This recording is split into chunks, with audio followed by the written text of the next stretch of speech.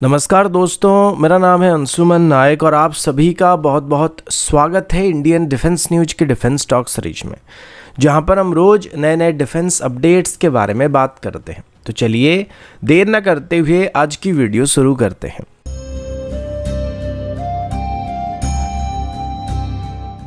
आज की पहली अपडेट इंडियन नेवी की तरफ से और अभी हम इंडियन नेवी की फ्यूचर एयरक्राफ्ट कैरियर के बारे में बात करने वाले हैं। फिलहाल हमारे डिफेंस मिनिस्टर राजनाथ सिंह जी की तरफ से रिसेंटली एक स्टेटमेंट में बात बताया गया था कि अभी इंडियन नेवी में हम 4 से 5 एयरक्राफ्ट कैरियर को ऑपरेट करने वाले हैं, जबकि पहले बस 3 ही कैरियर को ऑपरेट करने का प्लान किया गया था। अभी आगे चल के इंडियन नेवी में जो कैरियर इंडक्ट होने वाले हैं, खास करके विशाल क्लास के जो कैरियर होने वाले हैं, उनमें वर्तमान के INS विक्रांत और विक्रमादित्य कैरियर की तरह स्की जंप मेथड का इस्तेमाल करने के बदले हम लोग ईमल सिस्टम का इस्तेमाल करने वाले हैं, जिसमें कैरियर से हेवी एयरक्राफ्ट को हम आसानी से लॉन्च कर सकते हैं और एयरक्राफ्ट को फुल लोड आउट के साथ भी उससे लॉन्च किया जा सकता है, जबकि अभी है कुछ हद तक हमारी पेलोड को वहाँ पे रेस्ट्रिक्ट करना पड़ता है। लेकिन प्रॉब्लम ये था कि हमारे पास अभी ईमल की टेक्नोलॉजी नहीं है, जिससे अगर यूनाइटेड स्टेट से इंपोर्ट किया जाता तो ये बहुत ही महंगे पड़ने वाले थे, जिस वजह से INS विशाल में इस्तेमाल होने वाली लॉन्च सिस्टम को लेकर DRDO की तरफ से एक इंडिजिनस ईमल सिस्टम को डेवलप करना स्टार्ट किया गया है और इसमें काफ़ी हद तक DRDO को सफलता भी मिल चुकी है। रिसेंटली DRDO की तरफ से डेवलप किए जा रहे ईमल सिस्टम का एक वीडियो ट्विटर पर पोस्ट हुआ था, जिसमें बताया गया कि फिलहाल DRDO की तरफ से इसकी इनिशियल टेक्नोलॉजी को डेवलप करने में काफ़ी हद तक कामयाबी हासिल कर लिया गया है और अभी DRDO की तरफ से हमारी देसी ईमल सिस्टम का जो टेक्नोलॉजी डेमोन्स्ट्रेटर बनाया जा रहा है, इसका लेंथ करीब 18 मीटर के आसपास है और इससे करीब 400 kg तक की लोड आउट को लॉन्च किया जा सकता है, जिसमें हम चाहे तो छोटे साइज की UAV को लॉन्च कर सकते हैं। लेकिन इसका जो एक्चुअल साइज होने वाला है, जिसको एयरक्राफ्ट कैरियर में इंटीग्रेट किया जाएगा, उसकी कैपेसिटी 40 टन तक होने वाली, जिसमें हम फाइटर जेट्स के अलावा स्मॉल साइज के AWACS को भी लॉन्च कर पाएंगे और ये हमारी फ्यूचर एयरक्राफ्ट कैरियर की डेवलपमेंट के लिए बहुत ही बड़ी अचीवमेंट होने वाली है। अगला अपडेट LCH प्रचंड हेलीकॉप्टर की तरफ से, जो कि हमारा इंडिजिनस अटैक हेलीकॉप्टर है और अभी आने वाले समय में ये इंडियन एयरफोर्स और इंडियन आर्मी का मेन अटैक हेलीकॉप्टर होने वाला है, जिसके ऊपर इन्फेंट्री यूनिट्स को क्लोज एयर सपोर्ट प्रोवाइड करने का मेन जिम्मा होने वाला है। और अभी लगभग ऐसे 156 लाइट कॉम्बैट हेलीकॉप्टर को इंडियन आर्मी और इंडियन एयरफोर्स दोनों में इंडक्ट करने का फैसला किया जा चुका है। इस बीच अभी ये पता चला है कि जब मास में हेलीकॉप्टर्स को ऑर्डर किया जाएगा तो उसमें इंडियन आर्मी और इंडियन एयरफोर्स की तरफ से कुछ एक्स्ट्रा मॉडिफिकेशन करने का भी डिमांड किया गया था, जिसमें ऑटो पायलट और automatic ground collision avoidance system जैसे कुछ और सिस्टम भी शामिल थे। लेकिन इस बीच DRDO की तरफ से और HAL की तरफ से साथ मिलकर इन हेलीकॉप्टर के लिए एक डेडिकेटेड इलेक्ट्रॉनिक वॉरफेयर पोर्ट को भी डेवलप करने की बात सामने आई है। अब इलेक्ट्रॉनिक वॉरफेयर आजकल किसी भी प्लेटफॉर्म के लिए काफी मायने रखते हैं और मॉडर्न वॉरफेयर में किसी भी वेपन के मुकाबले इलेक्ट्रॉनिक वॉरफेयर ज्यादा खतरनाक साबित हो रहा है, जिस वजह से अभी लाइट कॉम्बैट हेलीकॉप्टर के लिए भी एक डेडिकेटेड इलेक्ट्रॉनिक वॉरफेयर पोर्ट को डेवलप करने का फैसला किया गया, जो कि इसे दुश्मन के रडार गाइडेड मिसाइल से सेफ रखने का काम करने वाले। इस इलेक्ट्रॉनिक वॉरफेयर पोर्ट को LCH के अलावा बाकी इंडिजिनस और एग्जिस्टिंग हेलीकॉप्टर में भी इंटीग्रेट करने का काम रखा जा रहा है और LCH के अलावा इसको आगे चल के ध्रुव हेलीकॉप्टर में या फिर रुद्र हेलीकॉप्टर में या फिर आगे चल के बनाया जाने वाला इंडियन मल्टी रोल हेलीकॉप्टर में भी इंटीग्रेट करने का उम्मीद किया जा रहा है।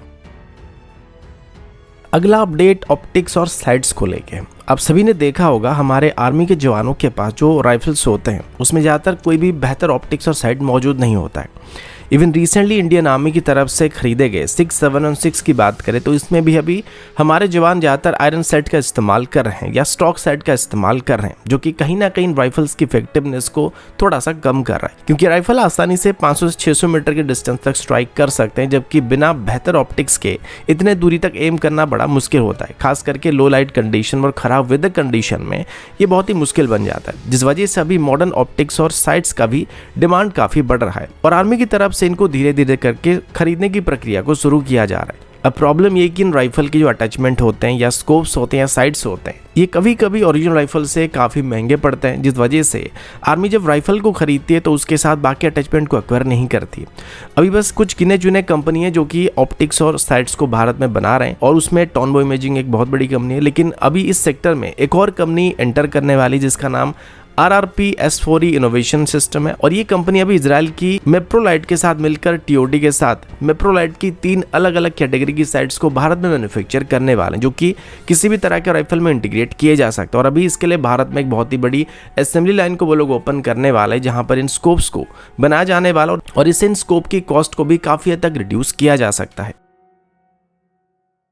अगला अपडेट एंटी सबमरीन वॉरफेयर की तरफ से। वर्तमान के लिए इंडियन नेवी की main anti submarine warfare platform की बात करें तो उसमें हमारे P-8I एयरक्राफ्ट का नाम सबसे पहले आता है, लेकिन अभी भी इन एयरक्राफ्ट में एंटी सबमरीन रोल के लिए इस्तेमाल किए जाने वाले कई वेपन प्लेटफॉर्म मौजूद नहीं, जो कि इनकी ऑफेंसिव कैपेबिलिटी को कई गुना रिड्यूस कर देते हैं। और इसके लिए कुछ महीने पहले इंडियन नेवी की तरफ से यूनाइटेड स्टेट से कुछ वेपन को खरीदने की बात की गई थी और टॉर्पेडो वगैरह खरीदने की बात की गई थी। तो कहीं ना कहीं वर्तमान के लिए बस डिफेंसिव और सर्वेलेंस प्लेटफॉर्म की तरह ऑपरेट कर रहे थे, लेकिन अभी इनकी ऑफेंसिव और सबमरीन डिटेक्शन कैपेबिलिटी को बेहतर करने के लिए इंडियन नेवी की तरफ से यूनाइटेड स्टेट से AN/ASSQ-53G high altitude anti submarine warfare sonobuoy को खरीदने का फैसला किया गया था और इसके लिए उनको एक लेटर ऑफ रिक्वेस्ट को भी भेजा गया था। अभी इसको लेके एक अच्छी खबर सामने आई जिसमें बताया जा रहा है कि यूनाइटेड स्टेट की तरफ से अभी भारत को इन सिस्टम्स को सप्लाई करने के लिए क्लियरेंस दे दिया गया। इस डील की कीमत करीब $52.8 मिलियन होने वाली है और इसमें अभी यूनाइटेड स्टेट की तरफ से भारत को फॉरेन मिलिट्री सेल के अंदर इन स्नोबॉय को सप्लाई करने का फैसला किया गया। इनको हम चाहे तो हमारी किसी भी एग्जिस्टिंग फिक्स्ड विंग और रोटरी विंग एयरक्राफ्ट की मदद से डिप्लॉय कर सकते हैं, जो कि पानी के अंदर जाने के बाद लो फ्रिक्वेंसी सिग्नल को कैच कर सकते हैं और डिटेक्ट कर सकते हैं। और कभी कभी हमारे P-8I जैसे प्लेटफॉर्म जिन सबमरीन को डिटेक्ट करने में समर्थ नहीं होते हैं, उनको भी डिटेक्ट करने में मदद करने वाला है। इनको आमतौर पर कोस्टल रीजन में डिप्लॉय किया जा सकता है, जिससे अगर दुश्मन की सबमरीन हमारी रीजन में या वाटर में एंटर करने की कोशिश करेगा तो इसका पता लगाया जा सकता है। इसके अलावा अभी भारत की तरफ से जापान के साथ मिलकर भी ऐसे अंडर वाटर डिटेक्शन सिस्टम को डेवलप करने की कोशिश किया जा रहा है, जिसे आगे चल के हम खुद भी इस तरीके की सिस्टम को डेवलप कर पाएंगे, जो कि दुश्मन की अंडर वाटर एक्टिविटी को चेक करने में हमको मदद करने वाला है। तो दोस्तों अभी के लिए इतना ही, मिलता हूँ आपसे अगले वीडियो में, तब तक के लिए जय हिंद, वंदे मातरम।